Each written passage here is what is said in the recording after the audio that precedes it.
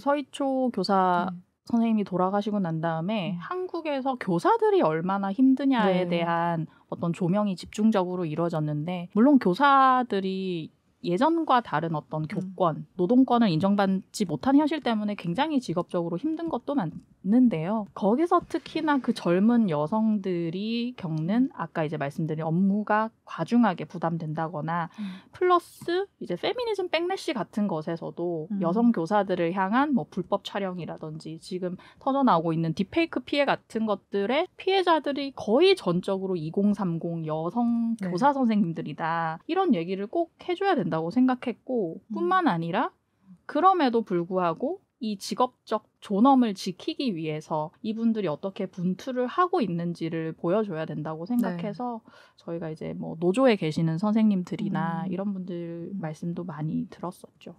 교사들이 왜 힘든가에 이 힘들다라고 하는 게 이게 교사라는 직업의 초점보다도 여성 노동자에게 가해지는 젠더적인 부분이 확실히 컸던 것 같은데, 학교 안에서 우리가 계속 생활을 하고 그 분위기 속에서 일을 하면서는 이게 젠더 문제다라고 느끼기가 상당히 어려울 것 같다는 생각이 들기도 하거든요. 그러니까 제가 그 서희초 교사 49제 집회 때 이제 현장 취재를 했었는데, 그때 이제 젊은 여성 교사 선생님들을 붙잡고 직업적 어려움을 여쭤봤어요. 근데 그분들이 거의가 하시는 말씀이 교사라서 힘든 거다. 제가 젊은 여성이라서 힘든 거라고는 별로 생각하지 않는다는 말씀을 많이 하셨거든요. 저는 물론 저희 기자들도 기자라서 힘든 부분이 있고 젊은 여성 기자라서 힘든 부분이 있고 여러 가지 레이어가 있는데, 저는 그 가운데 여성 교사라서 겪는 레이어를 절대 무시하지 못한다고 생각하거든요. 지금 딥페이크 사태를 보면서 너무나 잘 알 수 있는 부분이고요. 지금 딥페이크 사태가 어쨌든 학교가 가장 주된 현장이라서 이게 그렇게 놀라운 일은 아니다, 이렇게 얘기를 하셨잖아요.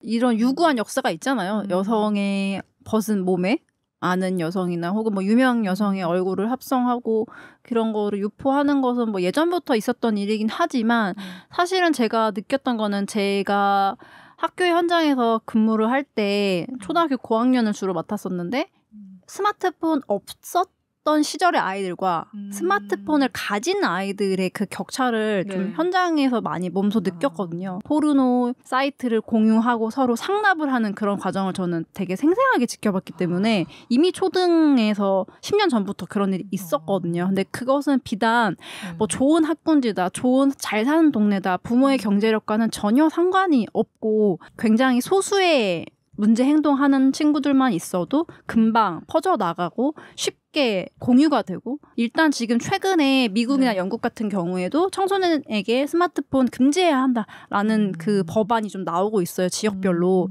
아예 소지를 못하게 하겠다. 그다음에 SNS도 최소 만 16세 이상 가입을 권장한다.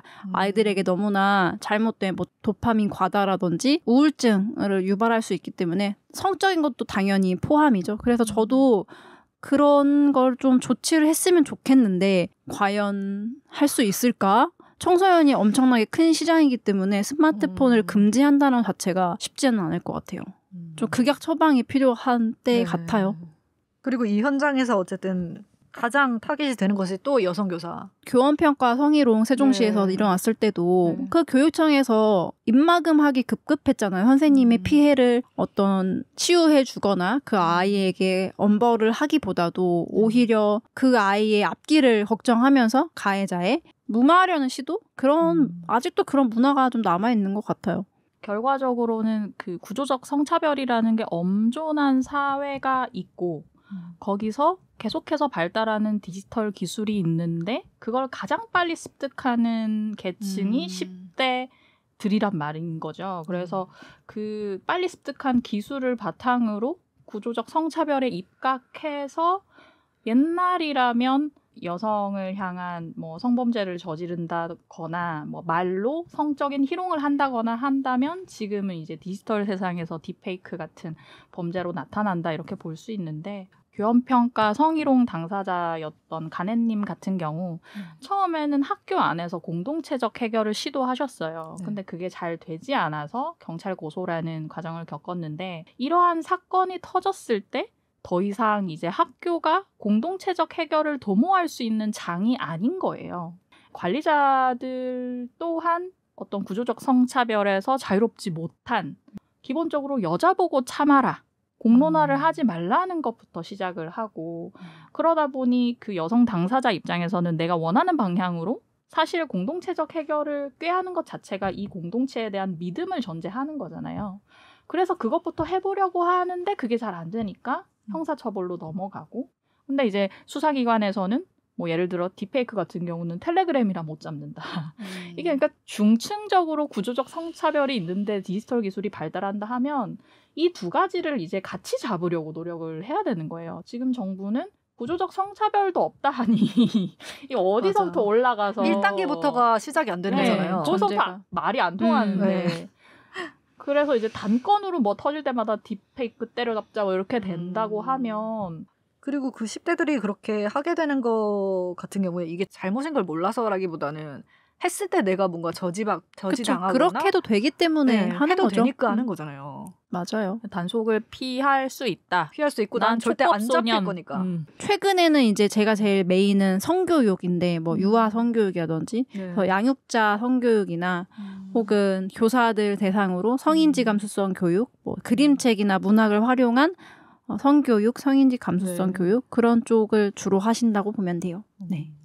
딥페이크 사태 이런 거 보면 너무 중요한 것들을 많이 말씀해 주실 수 있을 것 같아서 네.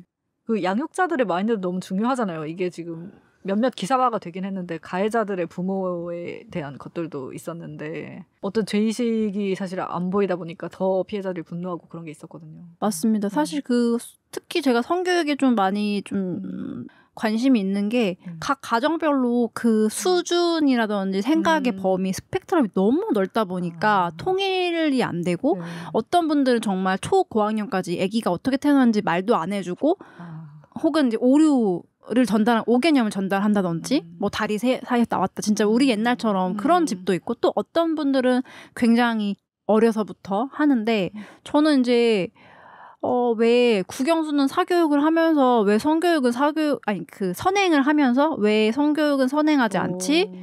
이게 더 중요한데 사실은 이런 좋은 맞아요. 인격차가 되지 않으면 아무리 공부를 잘하고 훌륭한 직업을 가졌고 뭐 많은 돈을 벌더라도 이 사람의 어떤 인생의 행복이나 그 인격체의 완성으로서는 좀 많이 부족하다라고 여겨지잖아요. 그리고 결국에는 그 부모님들이 걱정하시는 학폭도 지금 이 딥페이크처럼 성산이 얽혔을 때 가장 심각해지고 가장 걱정을 많이 하고 하는데 조금 그런 지점에서는 사실 공교육으로 어느 정도는 성교육이 가야 하지만 일단 좀 시민 문화적으로 조금 진일보할 필요가 있지 않나. 아직도 옛날처럼 순결교육 이런 얘기는 이제 그만해야 되지 않나. 저는 그렇게 생각합니다. 개인의 인생의 리스크 관리 차원에서도 안 하면 너무 위험해지는 거 아니겠어요? 그렇긴 부모님 하죠. 입장에서도. 네.